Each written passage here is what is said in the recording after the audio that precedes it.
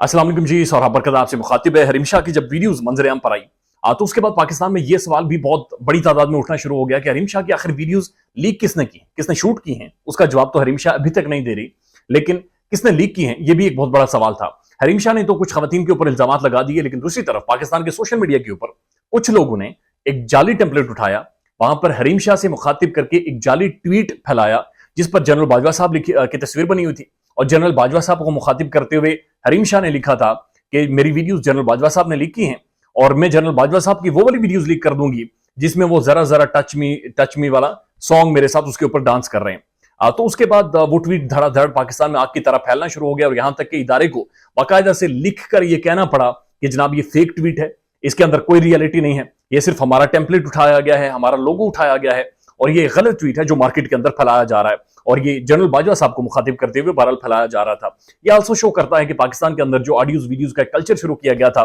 जहां पर सियासी रहनुमाओं को और पाकिस्तान की सिक्योर मोस्ट लाइंस को उनकी रिकॉर्डिंग करके, खुफिया रिकॉर्डिंग्स करके, रूम्स को बग करके, इमारतों को बग करके जो ऑडियोज और वीडियोज लीक की गई थी, ऑडियोज और वीडियोज मंजर-ए-आम पर लाई थी, वो अब इतना इस कदर मुआशरा गिर चुका है कि बहुत सारे बड़े इदारों की, बहुत बड़ी बड़ी शख्सियात के हवाले से भी अब ऐसी बातें हो रही हैं कि उनकी भी वीडियोस बनी हुई हैं और उनकी भी कुछ जाली वीडियोस मौजूद हैं और इसी तरह की वीडियोस मौजूद है जो कि हरीम शाह की वीडियोस थी और ये कहा जा रहा है कि वो वीडियोस भी आज नहीं तो कल बहरहाल लीक हो सकती हैं। लेकिन हरीम शाह ने अपने गुज़श्ता एक इंटरव्यू में जो कि उन्होंने लाहौर के अंदर एक यूट्यूबर को दिया है, उस इंटरव्यू में वो बाकायदा से ये कह रहे हैं कि मैं आमिर लियाकत नहीं हूं जो कि इन वीडियोस की वजह से खुदकुशी कर लूंगी, मैं इसे कॉन्टेस्ट करूंगी, मैं इसके ऊपर बातचीत करूंगी, मैं इसके ऊपर मजीद रोला डालूंगी।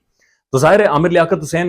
एक डिप्रेशन में चले गए थे। उनकी वीडियोस भी उन्हीं के बेडरूम के अंदर से उनकी वाइफ ने बनाई थी और उनकी वाइफ ने वो वीडियोस लीक की थी और बाद में उन्होंने फिर किसी के ऊपर मलबा डालने की कोशिश की थी। और अगेन हरीम शाह के हवाले से भी उनके बेडरूम से वीडियोस बनी हैं और बेडरूम के अंदर से किसी ने लीक की हैं, जो कि वो दावा अपने किसी भी तौर पर अपने हस्बैंड के हवाले से नहीं कर रही, वो संदल खटक या फिर कुछ आयशा नाज के हवाले से बातचीत कर रही है जो कि उनकी दोस्तें थी। लेकिन जब सवाल पूछते हैं कि आपके वॉशरूम में जाकर वीडियोस कैसे बनी, तो उस पर बहरहाल वो कोई जवाब नहीं देती। आमिर लियाकत हुसैन में मेरे ख्याल में कुछ ना कुछ गैरत बकाया थी, कुछ ना कुछ संजीदगी बकाया थी कि जहां पर उन्हें महसूस हुआ कि उनकी सेल्फ रिस्पेक्ट हर्ट हुई है। उनके बेडरूम की वीडियोस नहीं लीक होनी चाहिए थी, उनके बेडरूम की वीडियोस और ऐसे लोग जिनके ऊपर आप ट्रस्ट कर रहे हो उन्हें नहीं लीक करना चाहिए था। इस वजह से नो डाउट वो डिप्रेशन में चले गए थे और उसके बाद उनका इंतकाल भी उसी डिप्रेशन में हुआ है। लेकिन यहां पर मामला बड़ा डिफरेंट महसूस हो रहा है। यहां पर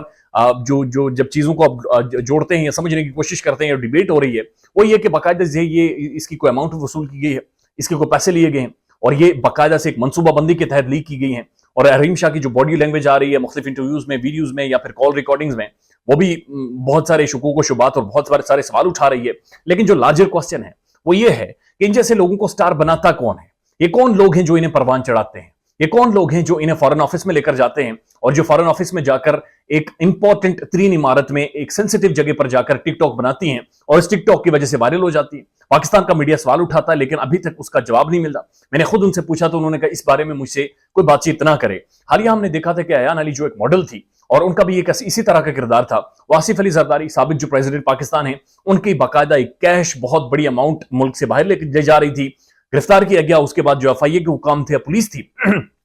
वो एक सेलिब्रिटी थी की तरह, जिस तरह सलमान खान कहीं जाता है या बहुत बड़ी दीपिका पाडुकोण कहीं जाती हैं, उस तरह से वो मेकअप करके पार्लर से होकर बाकायदा सज धज कर कोर्ट के सामने पेश होती थी और उनका ताल्लुक भी साबिक प्रेसिडेंट आसिफ अली जरदारी साहब के साथ जोड़ा जाता है। तो लार्जर जो क्वेश्चन है वो ये है, वीडियोस बनाता कौन है, वीडियोस रिकॉर्ड कौन करता है, वीडियोस लीक कौन करता है और इन जैसे लोगों को ऊपर कौन लाता है और ऊपर लाकर इनकी वीडियोस ऑडियोस लीक करवाकर असल में कौन सा नैरेटिव है या कौन सी सोच है जिसे बीट करने की कोशिश की जाती है। अहम तरीन सवाल यह भी है कि FIA या पाकिस्तान के अंदर साइबर क्राइम के जो इदारे हैं वो क्यों नोटिस नहीं लेते, वो क्यों इन वीडियोस को फैलने से पहले रोकते नहीं हैं, वो क्यों उन जड़ों को ट्रेस आउट नहीं करते कि जहां से ये वीडियोस ऑडियोस लीक होती हैं, उन लोगों तक क्यों नहीं पहुंच पाते, वो असल बात तक क्यों नहीं पहुंचते, वो ये फैलने से पहले ही इसे रोक क्यों नहीं देते या रोक क्यों नहीं सकते। ये लार्जर क्वेश्चन है, कुछ भी लीक हो सकता है, किसी का भी लीक हो सकता है। जरूरी है कि इदारे इसका नोटिस लें ताकि ये जो एक गिमिक खेला जाता है, ये जो एक नैरेटिव बनाया जाता है, ये हमेशा के लिए दफन हो। ख्याल रखिएगा अपना। अल्लाह हाफिज।